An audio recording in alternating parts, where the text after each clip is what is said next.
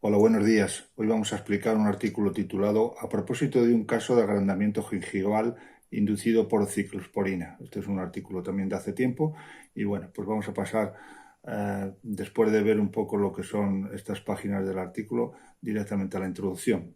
Podemos decir que ciclosporina es un polipéptido cíclico de 11 aminoácidos que actúa inhibiendo la inmunidad celular ligada a linfocitos T. Como agente inmunosupresor es utilizado en la prevención de rechazos de aloinjertos renales o cardíacos, reacción injerto contra huésped en los trasplantes alogénicos de médula ósea, así como en el tratamiento de otros trastornos autoinmunes como son la artritis, psoriasis, diabetes mellitus tipo 1, lupus eritematoso sistémico, anemia hemolítica, púrpura trombocitopénica idiopática, esclerosis en placas, ictiosis vulgar, enfermedad de Becer o líquen plano. Entre sus efectos secundarios se ha descrito nefrotoxicidad, hepatotoxicidad, hipertensión arterial, neuropatía, hirsutismo e hipertrofia gingival. El agrandamiento gingival suele aparecer entre el 6 a 81% de los casos, con diferencias según los autores, y se localiza en la parte anterior de ambos maxilares, en las papilas interdentales, teniendo una aparición generalmente después del primer mes de tratamiento. Cuando se suspende el fármaco suele disminuir ese agrandamiento y aunque la higiene oral suele ayudar a la mejoría, el control de placa muchas veces no es suficiente para corregir el problema. Ese agrandamiento no ha sido descrito en pacientes sedéntulos, estos pacientes que les faltan los dientes, ¿no? Y en cuanto a la edad, es mayor la afectación en niños y adolescentes. En la clasificación de enfermedades periodontales se ha descrito como un agrandamiento gingival inducido por medicamentos, dentro del grupo de la gingivitis. Otros fármacos como la nifedipina y el tiacén han sido también asociados al agrandamiento gingival. Su uso en el control de la hipertensión arterial en pacientes tratados con ciclosporina puede agravar el problema gingival. Respecto al diagnóstico diferencial del agrandamiento gingival inducido por ciclosporina, puede hacerse con otras enfermedades y con el uso de este tipo de fármacos. Y esto lo vemos aquí en la tabla 1. Bueno, pues en la tabla 1 está ese diagnóstico diferencial, ¿no?, que tiene que hacerse con 1. Con agrandamiento congénito idiopático. 2. Con inflamatorios del tipo de acceso gingival o otro tipo de irritaciones. 3. Temas hormonales o carenciales, puede ser la pubertad, embarazo, ciclo menstrual, contraceptivo orales, hipotiroidismo, hipovitaminosis C. Como cuarto, neoplasias. También puede ser, en el caso 5, inducidas por fármacos,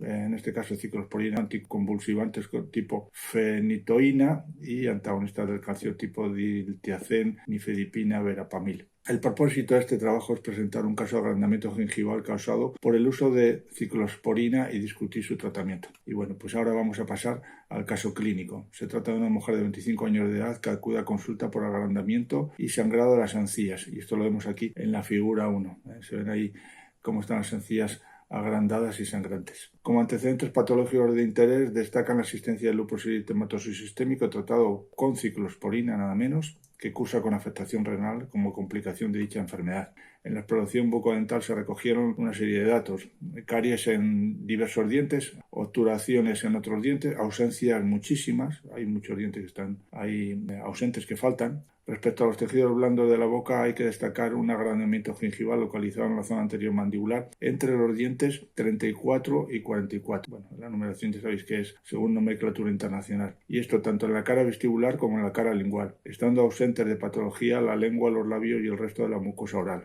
En la exploración periodontal se apreció una mala higiene bucal, presentando un índice de placa del 85% con abundantes cálculos supra e infragingivales. Las profundidades de sondaje resultaron ser superiores a 3 milímetros e inferiores a 7 milímetros, con ausencias de bolsas infraóseas. El índice de sangrado fue del 86%, bastante alto. Y el índice de Loess Illness fue 3 en la zona afectada. El grado de movilidad dentaria fue 1 en los dientes 35 a 45. El grado 1 no es mucho, pero bueno, ahí está. En un estudio seriado con radiografías periapicales se apreció únicamente una pérdida horizontal de la cresta ósea de 0,5 milímetros. Y el diagnóstico final fue agrandamiento gingival inducido por ciclosporina, con un pronóstico favorable. Y bueno, vamos a pasar ahora a lo que es el tratamiento, que fue el siguiente. 1. Explicación al paciente de medidas higiénicas necesarias, así como eliminación de cálculos, tartrectomía, mediante una oportuna limpieza dental con ultrasonidos. 2. Raspado y alisado previo a la intervención de la zona entre los dientes 35 y 45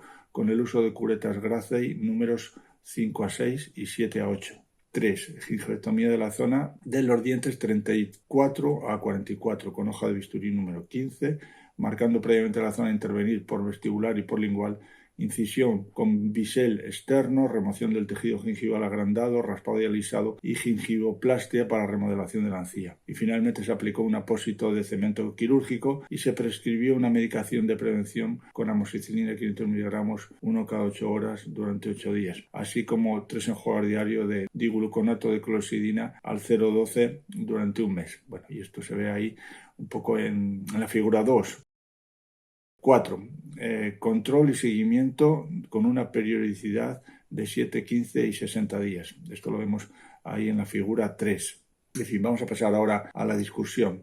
La presentación en clínica de este caso obliga a establecer un diagnóstico diferencial con otra serie de enfermedades o con el uso de algún tipo de fármaco. Esto, como decíamos antes, lo veíamos en la tabla 1, que es esta que tenéis aquí. Una buena anamnesis suele ser decisiva para determinar la causa del problema. Ya sabemos que nuestra paciente estaba tomando ciclosporina y eso era la causa. Se suele aconsejar una primera etapa de higiene oral con eliminación de los depósitos de cálculos supra y subgingivales y el uso de agentes antimicrobianos en forma de colutorios para el control de la placa. Una buena higiene oral ayuda a mejorar el problema, pero no siempre sucede así. En los casos de agrandamientos gingivales que no ceden con medidas higiénicas conservadoras se aconseja el tratamiento quirúrgico. La gingivectomía que se lleva a cabo puede ser con incisión avisal externo, colocación de apósito y cicatrización por segunda intención, o con incisión avisal interno con aproximación de bordes mediante puntos de sutura y cicatrización por primera intención. En nuestro caso realizamos una gingivectomía con bisel externo al prever un postoperatorio normal tras aplicación de un buen apósito quirúrgico.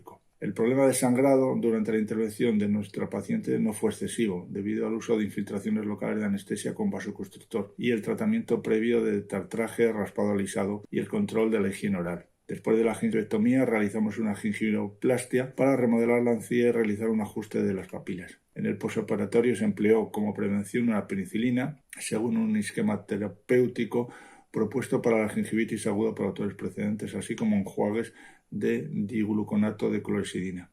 Y bueno, pasamos ahora a las conclusiones. Aquí podemos señalar la importancia de una buena higiene oral en el control de agrandamientos gingivales inducidos por ciclosporina y la reducción de la dosis o sustitución del medicamento si es posible.